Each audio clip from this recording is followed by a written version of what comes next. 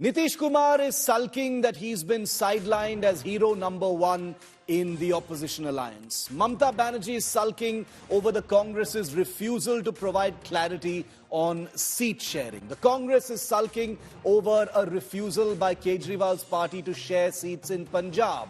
The Aam Aadmi Party is sulking over the Congress's refusal to share seats in Haryana. The Shiv Sena is sulking over the lack of a clear leader or convener. The JDU is sulking over endless meetings of the India Alliance with no conclusive decisions. The CPM is sulking over Rahul Gandhi's refusal to provide clarity on whether he will shift his fight from Kerala to Uttar Pradesh, where the real fight with the BJP is. Team Stalin has upset Nitish Kumar, who is now sulking, by requesting an English translation of his Hindi speech, reportedly triggering an irritated rebuke from Nitish.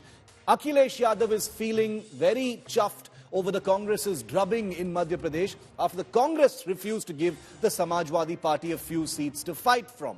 Akhilesh has also issued a furious warning over buzz that Mayawati's BSP could be lured into the India alliance in some form. Lalu Prasad is sulking with the proposition of Mallikarjun Kharge's name, since it apparently upsets his succession plan in his family, in which he basically reportedly hopes for Nitish to miraculously move to the centre, vacating the Bihar Chief Minister's chair for Lalu's son Tejaswi Yadav.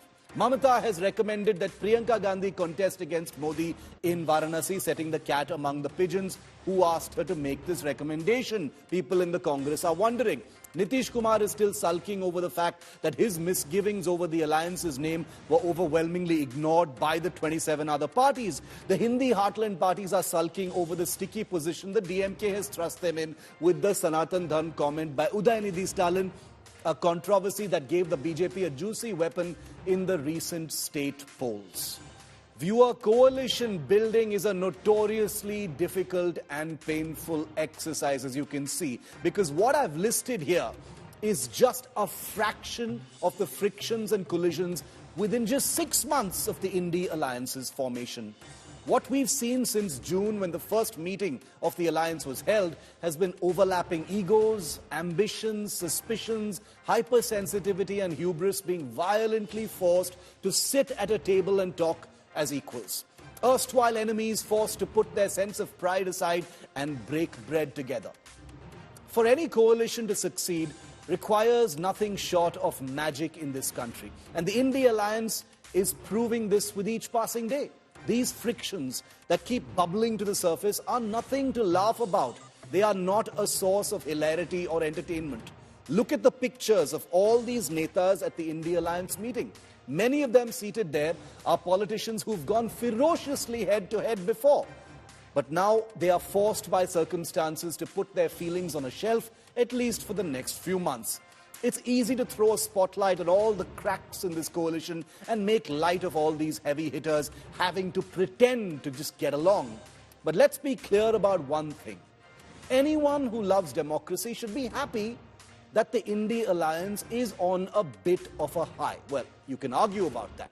But if you believe a strong opposition is indispensable, then the coming together of all these parties has to be very welcome and welcomed by all. You can call it cynical, opportunistic, desperate survival tactics, but I would argue that cynicism, opportunism, desperation and survival are, let's face it, probably very, very necessary tools, necessary ingredients in modern political warfare and adjustment. India has seen opposition parties unite several times in the past to make common cause against a larger rival who must be defeated. Whether it was the Janata Party in the 70s or the UPA in 2004, coalitions have worked very effectively on some occasions in the past.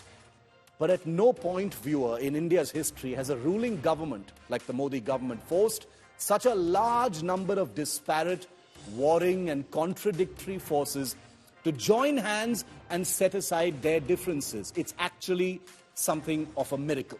For this inherently chaotic wagon, staying the course and remaining united is only the tip of a very large and very challenging iceberg.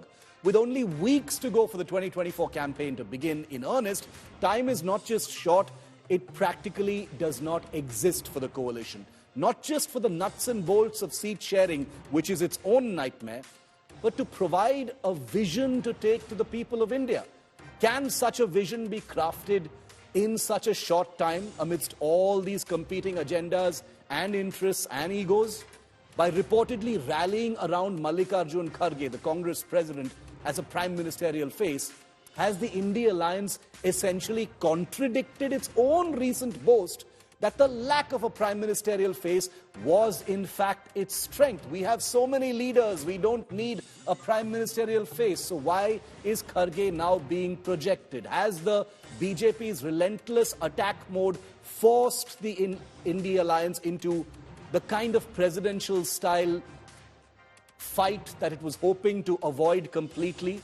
2024, time will tell, viewer, but where is the time to speak of? That's the big question that faces the India alliance at this point.